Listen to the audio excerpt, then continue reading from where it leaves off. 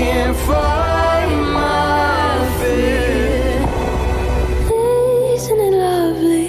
বিশ্বজুড়ে কনসার্ট মানে আলো, শব্দ আর হাজার হাজার দর্শক, কিন্তু এর পেছনে লুকিয়ে থাকে এক বিশাল পরিবেশগত ক্ষতি। আর এই জায়গাতেই বদল আনতে চান পপ তারকা বিলি আইলিশ। মাত্র 16 বছর বয়সে নিজের প্রথম ট্যুরে গিয়ে তিনি অবাক হয়ে দেখেন অসংখ্য প্লাস্টিক বোতল, সারাক্ষণ চলতে থাকা জেনারেটর আর পরিবেশের ওপর বিশাল চাপ। সেখান থেকেই শুরু হয় তার ভিন্ন চিন্তা, কনসার্ট কি হতে পারে পরিবেশ বান্ধব।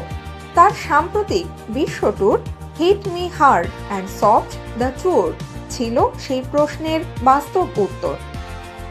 এই ট্যুরে ব্যবহার করা হয়েছে পুনর্ব্যবহারযোগ্য পানির বোতল, রিসাইকেলড উপকরণের মার্চেন্ডাইজ, ভেন্যুগুলোতে পরিবেশ সচেতনতার তথ্য, এমনকি দর্শকদের জন্য পাবলিক ট্রান্সপোর্ট ব্যবহারের দিক নির্দেশনায় যুক্ত করা হয় গুগল ম্যাপস।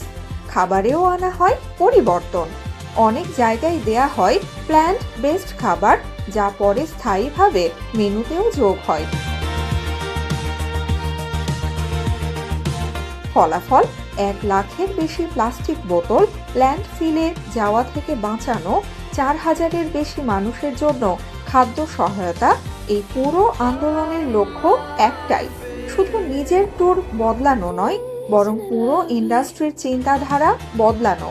এমনকি তার এই গ্রিন ট্যুর মডেল অনুসরণ করতে শুরু করেছে বড় বড় ব্র্যান্ডও।